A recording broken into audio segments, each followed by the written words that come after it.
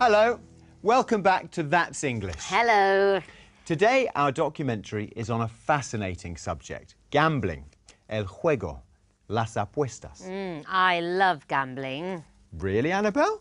Oh, yes, I enjoy a day at the races and I love betting on the horses. Me gusta apostar a los caballos. Have you got a special system? No, I just look all the horses directly in the eye and then I make my decision. Does it work? I usually lose, but sometimes I win. Anyway, it's fun. Do you spend a lot of money? Well, only small stakes, apuestas pequeñas. What about you? Do you gamble? Occasionally, I bet on football matches. Oh, and every week, I buy a scratch card. Every week? Have you ever won a lot of money? No, I've never won the jackpot. I've only won small amounts. And you? What's the best win you've ever had? Ah, that's a secret. Today, we're going to meet someone whose job is gambling. A professional gambler? Interesting. Yes, very interesting. Well, let's listen carefully to what he says. As you watch, try to answer this question. What is the most popular form of gambling in Britain? This is going to be really useful. Let's watch. Britain has some of the most famous racecourses in the world. And one of the biggest fans of horse racing is the Queen, who also owns several horses. Betting on horses is very popular. But here you can bet on almost anything, from soccer matches to dog races. A bookmaker, or bookie, is the organisation or person who takes your bets. There are bookmaker shops on every high street in Britain. Horse races are also attended by bookies who take the bets there. But nowadays, many bets are made online. Chris Broom is a successful professional gambler. How has gambling in Britain changed? Gambling has changed very much in this country. Not long ago, the only place you could actually have a bet was on the high street bookmaker. Now we have availability of smartphones and computers. Online betting has made gambling more popular, and now most people take part in some kind of gambling. About 3/4 of the population, adult population, are involved in betting in one way or another. There's been a huge increase in the number of types of bets that are available. The most popular is the National Lottery, and we also have scratch cards.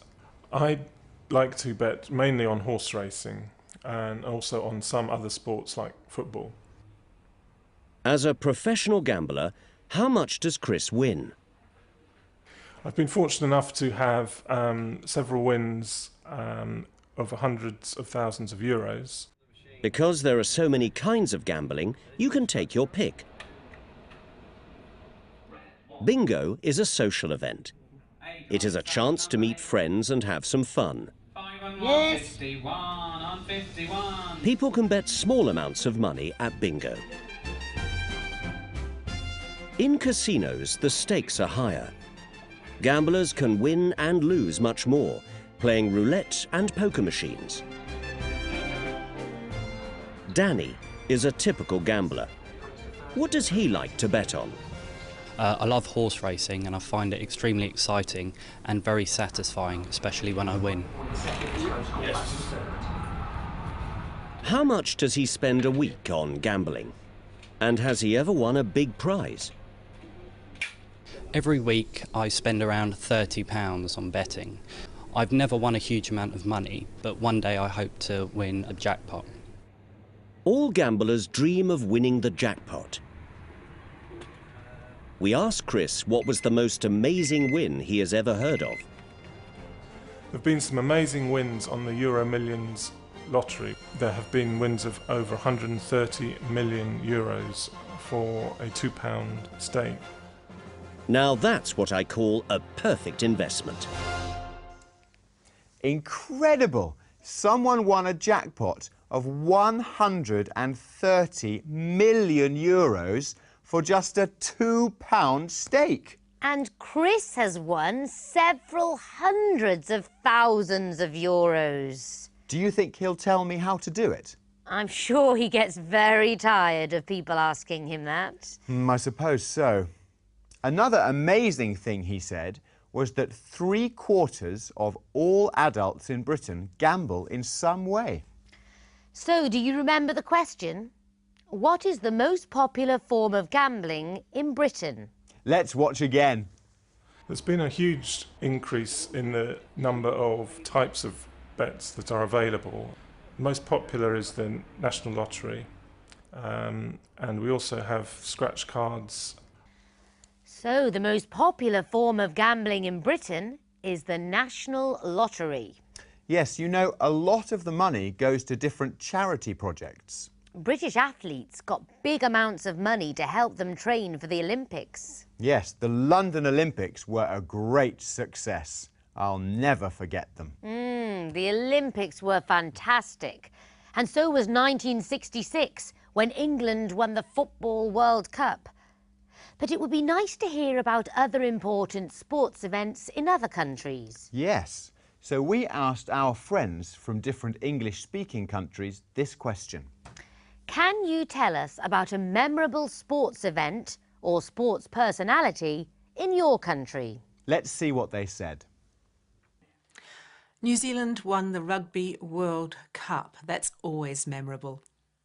The most memorable sports event concerning Jamaicans in the last year has been at the Olympics, with Usain Bolt taking, gold in the 100 meters and the 200 meters and whatever else. In 2010, Vancouver hosted the Winter Olympics, which was a huge success and very important for Canada because it really brought all the Canadians all across Canada together. Although I'm not a great fan of cricket, but it is exciting to watch a match between India and Pakistan. It's one of the most popular sports events in India. I think every South African will say this, but the 1995 World Cup, Rugby World Cup, just been allowed to play international sports against the rest of the world, and we won. The Sydney 2000 Olympic Games were the biggest sporting event to happen to us, and I think the most memorable. It brought everyone together and had an amazing impact on our country. I love sport. It helps people to share experiences and it brings people together. Acerca a la gente. Yes, and some sports personalities are really amazing, like Jamaica's Usain Bolt. He's so exceptional. Yes, and it's interesting to see that not all countries like the same sports. In Britain and India, people love cricket, but the Americans certainly don't. And rugby is popular in New Zealand, Australia and South Africa. That's right, but most countries love football and the Olympics. Yes, a lot of the people we interviewed talked about the Olympics, which is perfect, because in our next road trip, Sam and Katie go to the home of the modern Olympic Games. What? But they're travelling around Britain. Well, you're going to have a surprise, Ashley. Listen to the next question. Which sport will Sam compete in next year? I really want to see this.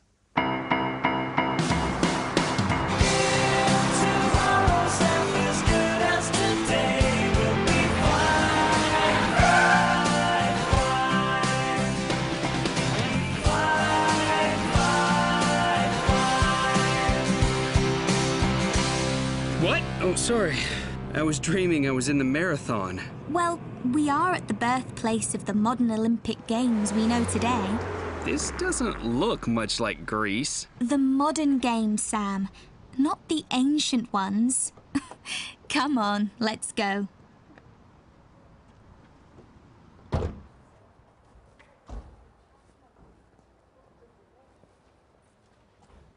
Is this the right place? Look, Sam. Oh, wow.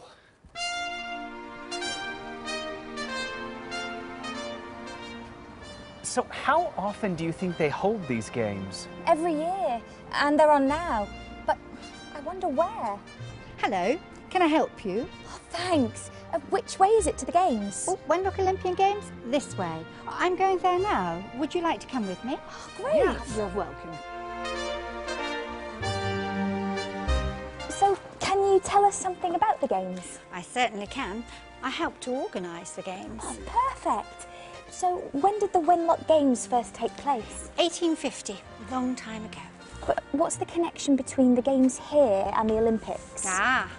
William Penny Brooks, our founder, he was the inspiration for the modern Olympic Games. Wow. Yes. So who can take part? Anyone, including you. You have to be an athlete who has worked hard at their sport, children as well as adults. I think you should compete next year, Sam. You'd be most welcome. Come on, this way.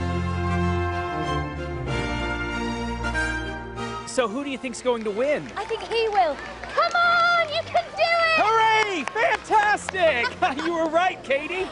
Let's go and watch something else. Okay.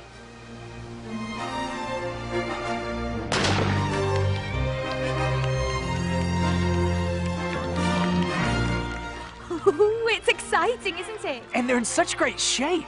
They obviously don't eat too many biscuits, Sam. Sorry, Sam. Just joking.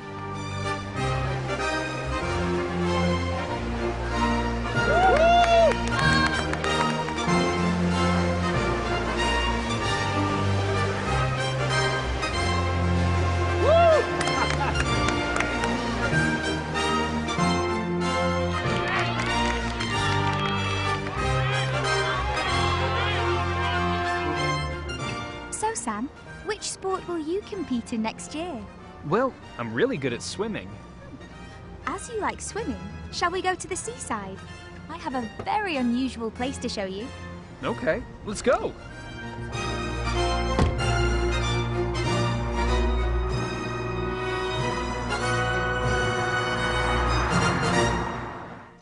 Wow! Isn't that inspiring? The people of Much Wenlock keep the true spirit of the Games alive. Yes, taking part in the Games is much more important than winning. Are you saying that I'm competitive? Well, I don't know. I'm not. So what was the answer to the question? Which sport will Sam compete in next year? Let's watch again. So, Sam, which sport will you compete in next year? Well, I'm really good at swimming. So the answer is swimming, because he's very good at it. Are you good at swimming, Annabelle? Oh, I was school champion. Oh, OK. Ugh. Well, I won't race against you at the swimming pool then. Well, that's all for today. See you for the next programme of That's English. Bye-bye. Goodbye.